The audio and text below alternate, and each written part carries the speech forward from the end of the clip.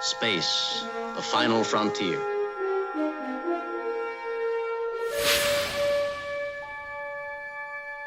These are the voyages of the starship Enterprise. Its 5-year mission, to explore strange new worlds, to seek out new life and new civilizations, to boldly go where no man has gone before.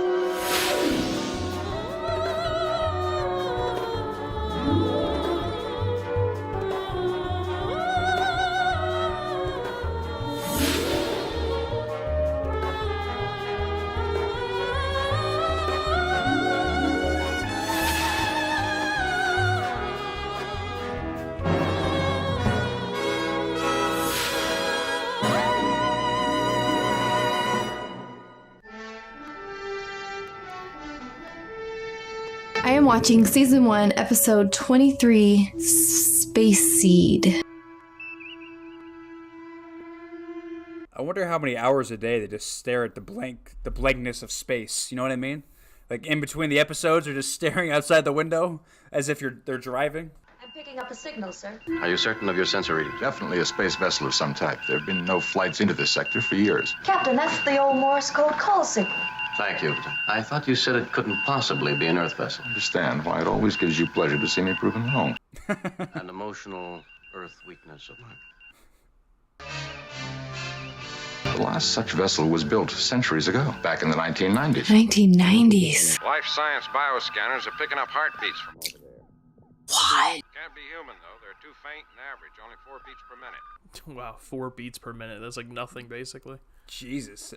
That's like dead. Sensor reading, Captain. Some sort of equipment functioning on that vessel. I really thought we might have space stuff in 1990. You know? They were hopeful. Hasn't Star Trek always been? Yes. There's something in that ship. So apparently this episode has important information for the future movie, which is why it's important to watch. But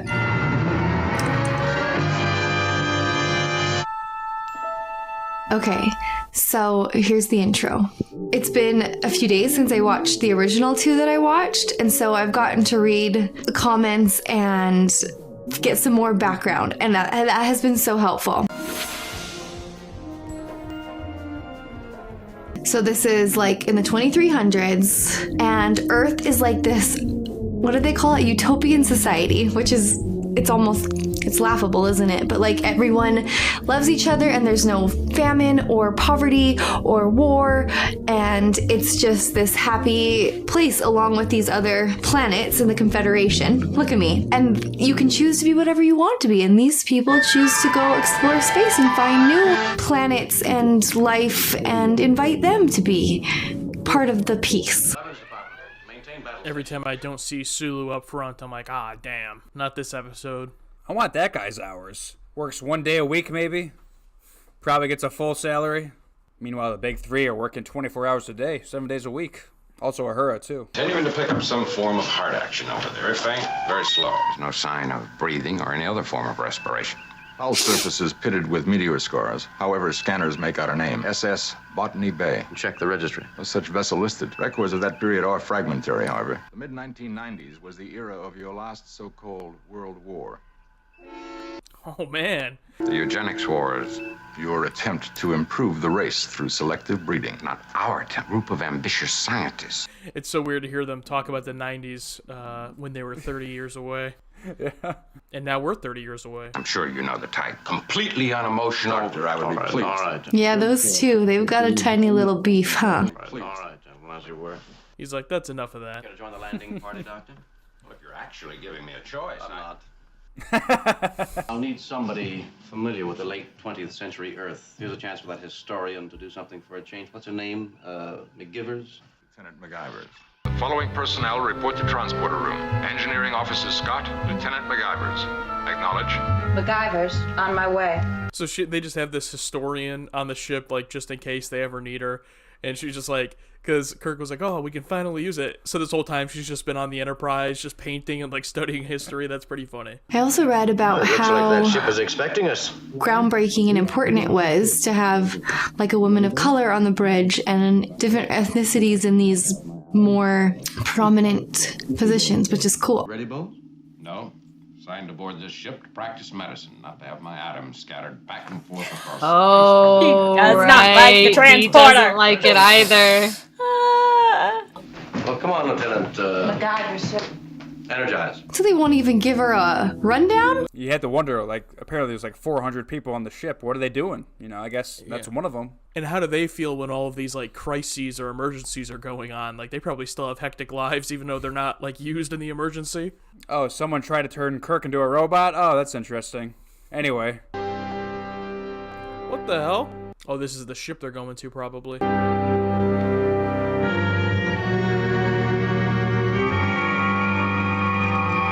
Definitely Earth-type mechanism, sir. 20th century vessel. I think they used to call them transistor units. I'd love to tear this baby apart. Captain, it's a sleeper ship. I like Scotty. Captain, it's a sleeper ship. It's big. Suspended animation. Uh-huh. Oh, and then cryosleep? It took years just to travel from one planet to another. Is it possible they're still alive after centuries of travel? To be frozen and then potentially never wake up again. It's Terrifying. What a handsome group of people. With the possibility of waking up Lights must have triggered some several mechanism. hundred years Captain, look later. here.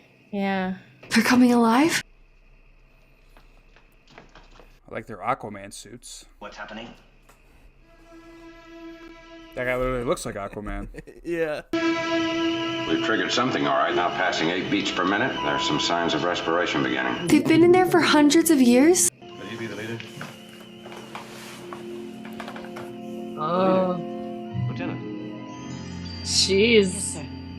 The leader was often set to revive first. This would allow him to decide whether the conditions warranted revival of the others. The respiration pattern is firming up. So are these going to be people from the 90s that have just been asleep? A man from the 20th century coming alive. Maybe. Heartbeat dropping. Maybe we get him out of there. He's dying. Do something, Captain. What happens if we get him out of there? He'll die in seconds if we don't. Better try. Yeah, he's gonna die anyway.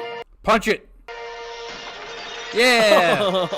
That counts. Broke easy. You can just see. I love it. They should have given him something comfier to sleep in for 100 years. 2 centuries, we estimate. 200 years. Lock in on Dr. McCoy's beam. He's transporting back with a casualty we discovered here. Magnificent. She's just mesmerized by him. I find it interesting they didn't know about this. Like it was some like secret project.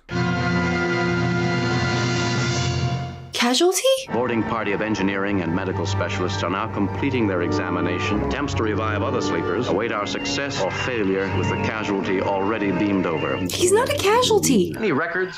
Log books of any kind? Negative, Captain. It appears they were in suspended animation when the ship took off. 12 units have malfunctioned, leaving 72 still operating.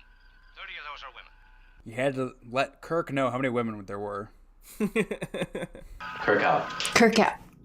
Group of people dating back to the 1990s. There are a great many unanswered questions about those years. The 90s. Strange, violent period in your history. Okay. Ironically, the 90s were very violent. DY-100 class vessel was designed for interplanetary travel only. Star travel was considered impractical at that time. It was 10,000 to 1 against their making it to another star system. And why no record of the trip? Botany Bay. That was the name of a penal colony on the shores of Australia, wasn't If you're suggesting this was a penal deportation vessel, you've arrived at a totally illogical conclusion. Like a prisoner? Your Earth was on the verge of a dark ages. Whole populations were being bombed out of existence. Yeah. A group of criminals could have been dealt with far more efficiently than wasting one of their most advanced spaceships. it? Yes. So much for my theory. Bum, bum, bum. Foreshadowing. Even a theory requires some facts, Captain. I have none. And that irritates you, Mr. Spock. I'm not capable of that emotion. I also learned that Spock is half human, half Vulcan. You suspect some danger. Insufficient facts always invites danger, Captain. Ooh. Well, better get some facts. Make course for Starbase 12. What a Chad haircut that guy's got. No wonder he was the leader. Well, you'll live. My compliments. No, I'm good, but not that good. There's something inside this man that refuses to accept death. Even as he is now, his heart valve action is twice the power of yours and mine. I'd estimate he could lift us both with one arm. Be interesting to see if his brain matches his body. Will he live?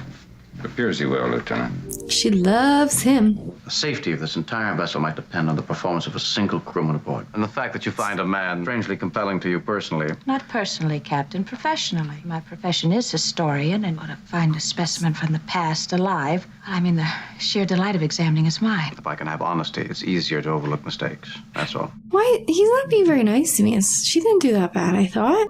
Uh-oh. Uh-oh, big boy's awake. Hello, big boy. You hydrated? Where's the nearest Blockbuster video? Sir, there is no more Blockbuster video. Oh, He's not got- hydrated enough. He's crazy muscly for someone. I guess that's what suspended animation is. You don't atrophy.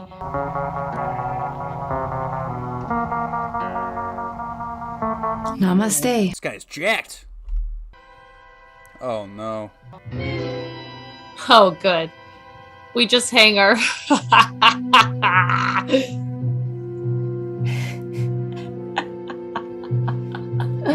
We did it. Uh-oh. Oh, come on.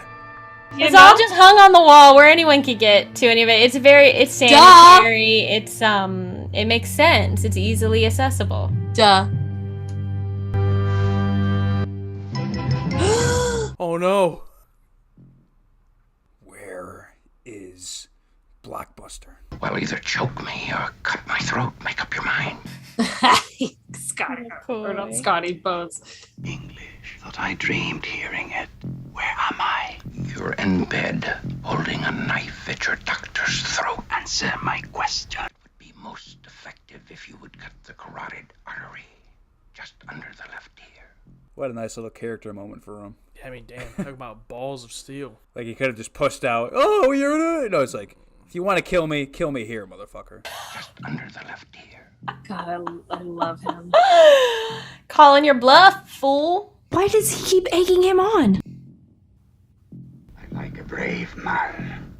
I was simply trying to avoid an argument. Aboard the United Spaceship Enterprise, your vessel is in tow. I had been sleeping for 2 centuries. That is correct. What is your captain? I have many questions. Yeah, that makes sense. I feel like he's gonna be like blown away by the future. James Kirk, commanding the Starship Enterprise. And your name?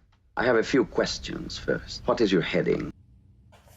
Our heading is Starbase 12, a planet in the Gamma 400 star system. Our Is that command any base of that going to make sense to you? You've been asleep for is that 2 of the centuries. Right.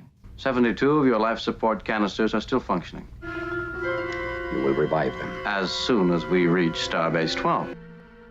Khan is my name. Oh, wow. Wait. Is this Khan like the Khan? I would guess so. Khan, nothing else. Khan. From the famous Khan! What was the exact date of your liftoff? I find myself growing fatigued, Doctor. May we continue this questioning at some other time? If this is like the villain, that is interesting. The facts I need, Mr. Khan, will take very little time. The nature of your expedition... Jim, a little later might be better. But he just held a knife at your throat. I wonder if I could have something to read. I was once an engineer of sorts. I would be most interested in studying the technical manual on your vessel. They're available to any patient.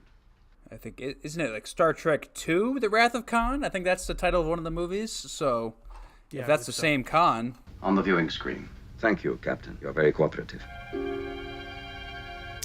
Dr. McCoy kind of has a Spock brow going on all the time, too. This Khan is not what I expected of a 20th century man. I note he's making considerable use of our technical library. Courtesy enough to Spock. He's going to spend the rest of his days in our time. It's only decent to help him catch up.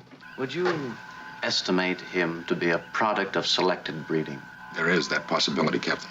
In 1993, a group of these young supermen did seize power simultaneously in over 40 nations. They were hardly supermen. They were aggressive, arrogant. They began to battle among themselves. Because the scientists overlooked one fact. Superior ability breeds superior ambition. They created a group of Alexander, Napoleon.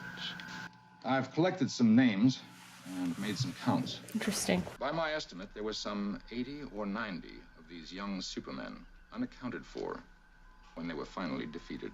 That fact isn't in the history texts. Would you reveal to war-weary populations that some 80 Napoleons might still be alive? Are they all on that ship? They escaped on the ship. That's an entire ship of killers.